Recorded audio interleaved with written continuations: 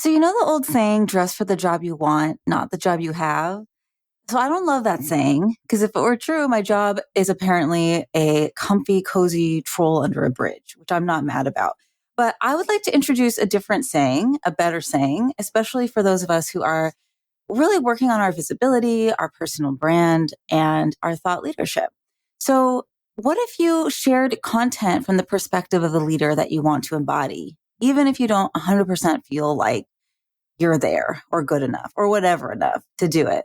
Because really that feeling is a trick. We have been lovingly bamboozled by our inner chaperone who really works so hard to keep us safe, protected, and sometimes that means hidden as well. And the reason that that's a problem is because we have wisdom, we have stories, we have insights to share that can actually help people. And it isn't helping anybody if we bottle those thoughts up inside. And so this podcast episode is all about my favorite tool to get into right relationship with our inner chaperone, which is a high five file. And all that is an ongoing accounting of the testimonials and the positive feedback that is consistently flowing your way.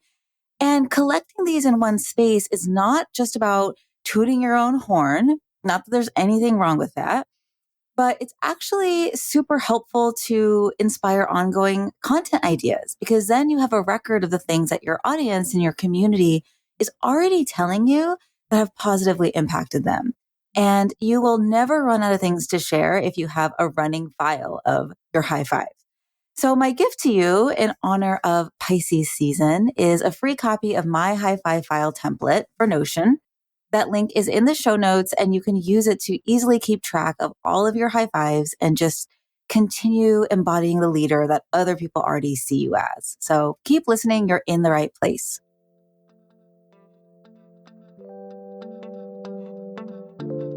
Three, two, one. Welcome to the Campfire Circle. I'm your host, Tania Bhattacharyya, and I empower purpose-driven women in building influential personal brands that drive change and raise revenue.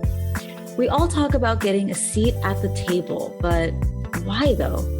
Who wants to sit in a stuffy boardroom anyway?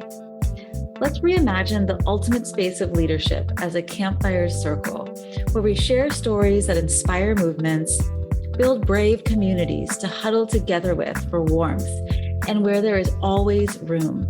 Come sit with us.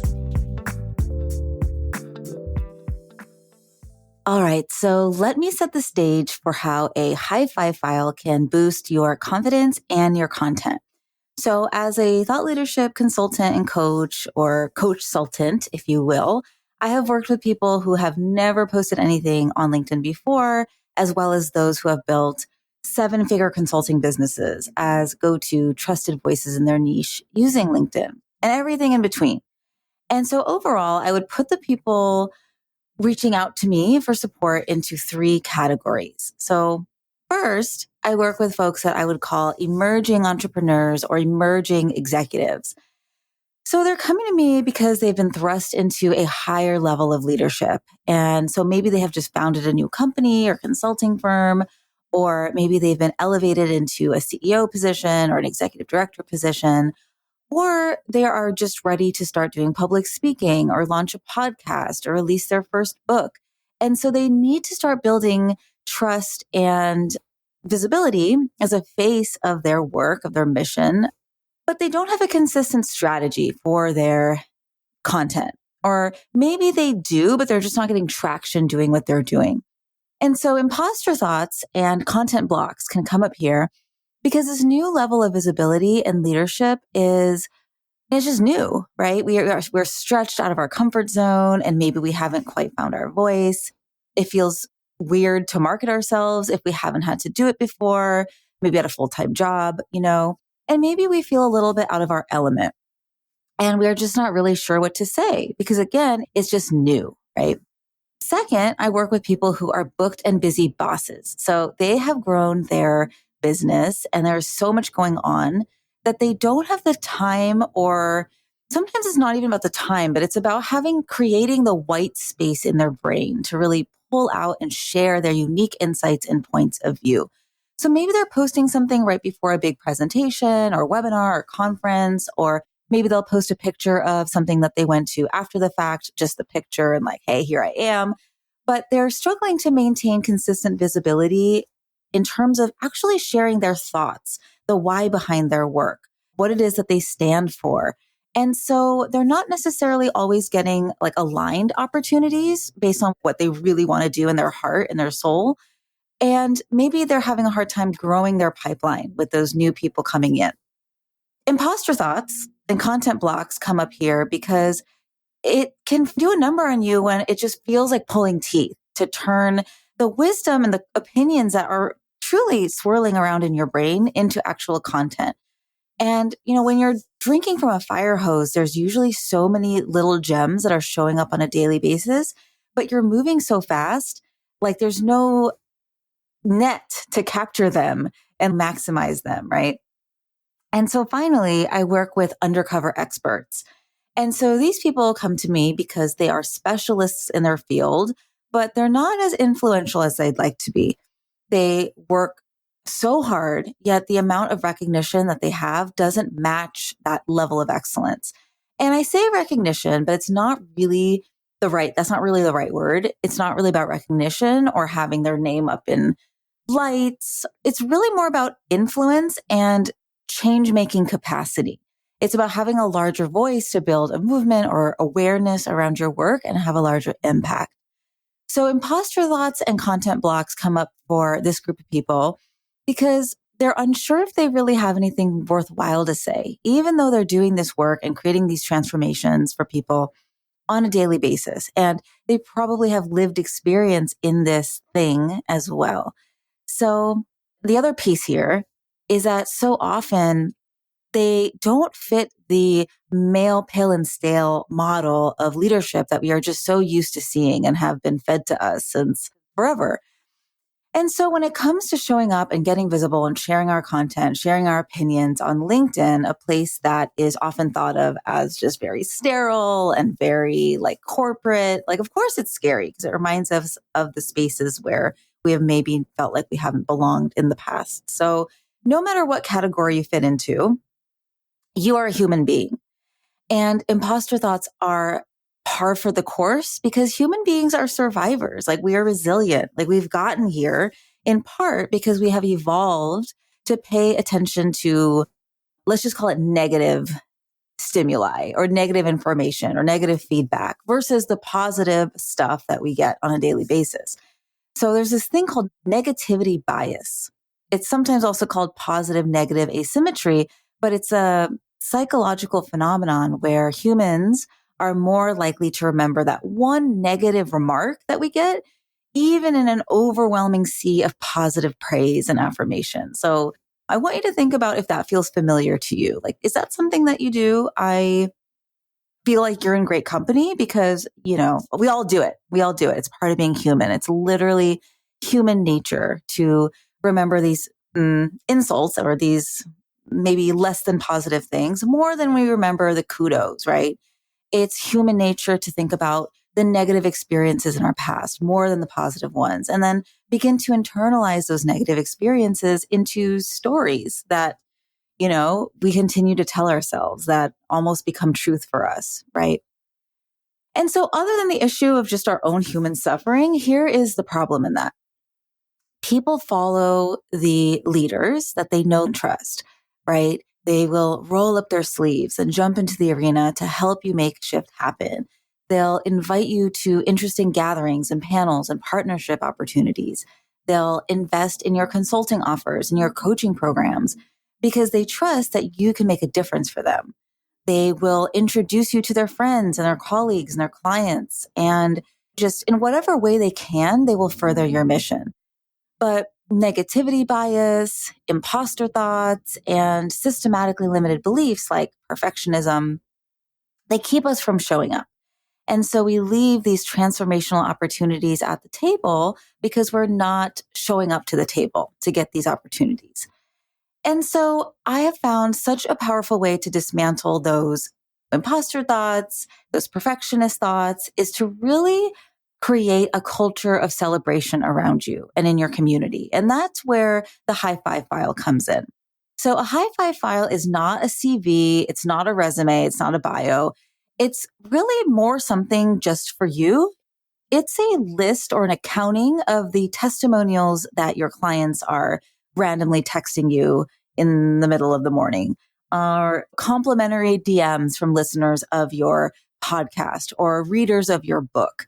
It's the positive feedback that you get from your speaking engagements that otherwise just get lost in the sauce or your inbox or just literally disappear from your brain as soon as you just remember that one mean comment from your fifth grade bully or your old teacher, your old boss, whatever it is, right? So without having a high five file to refer to and just remind you who you are, it's easy to give into those thoughts of, well, I know they asked me to speak at this conference, but they must have just been short on candidates, or maybe it was just luck, or maybe it was just a computer error. But what if you had a whole list backing up why you're an awesome speaker to look through when those thoughts come up? You know what I mean? Okay, so at this point, you're probably clear on how a high five file can help dismantle those imposter thoughts and help you show up differently in a more embodied way. But a high five file is actually also great for coming up with content ideas. So let me give you a couple of examples. So let's say you have a impromptu text from your one-on-one coaching client or your consulting client about the successes that they've got since they've started working with you. So obviously with their permission, you can turn that into a post that's just a casual testimonial, right? Talking about that and why that was so awesome. You can turn a series of DMs or texts telling you what they loved about your last live, your last podcast episode, or your last whatever, and then go deeper into a separate post about that specific thing. Again, because you already know that is helpful for your audience. You can turn positive speaker feedback into a post as you share your availability for speaking opportunities for the next couple months or quarter. You can turn positive moments from your group coaching program or mastermind into a post for your next relaunch, or even a LinkedIn poll where you're asking your audience something about what is stopping them from getting that same outcome, trying to get results on their own. I could keep going, but those are just a couple of examples of how these high fives, these compliments that are coming your way could literally be turned into content.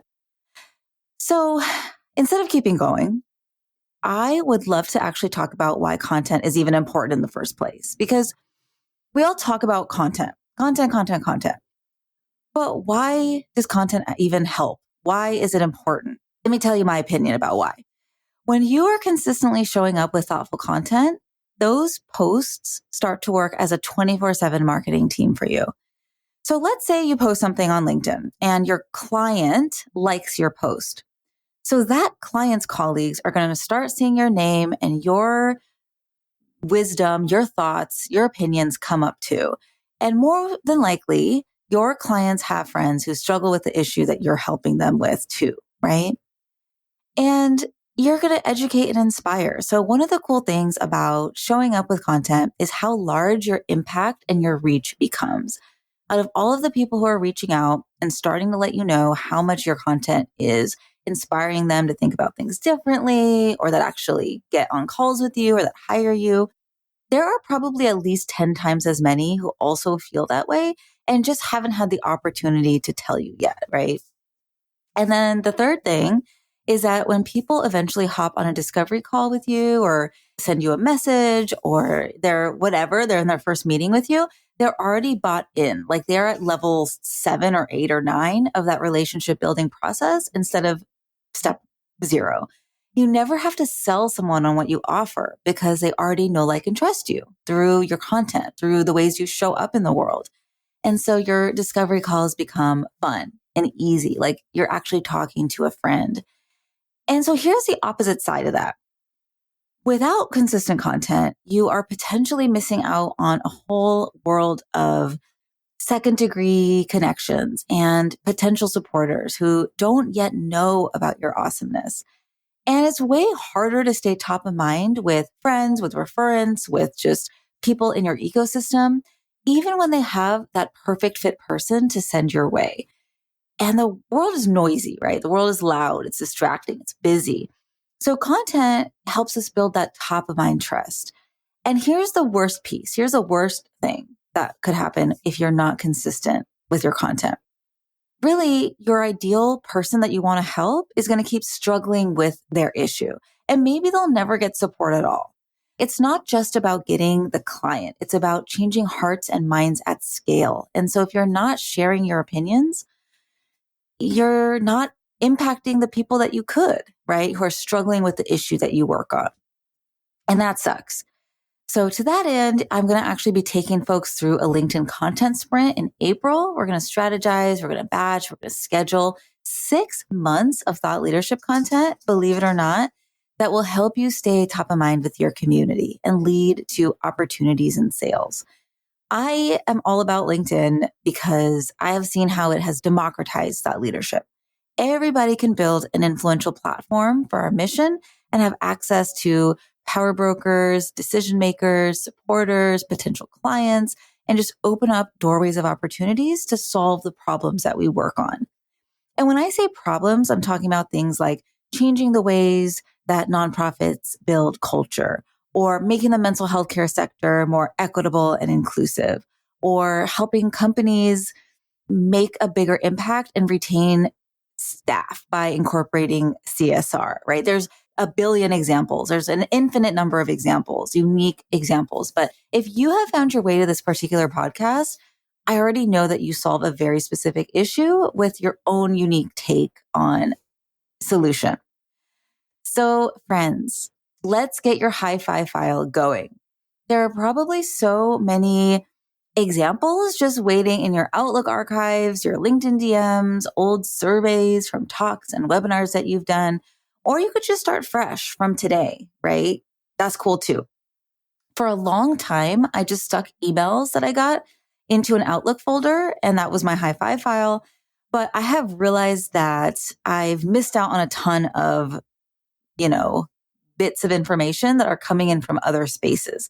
So I have asked my amazing VA to create a high five file template in Notion to keep track of these little bits of goodness, down to the URL, down to the link to the comment, down to the ability to mark if we have consent or not to share that high five publicly, or a space to note what category it's in so we can easily refer back and find the right testimonial for the right launch.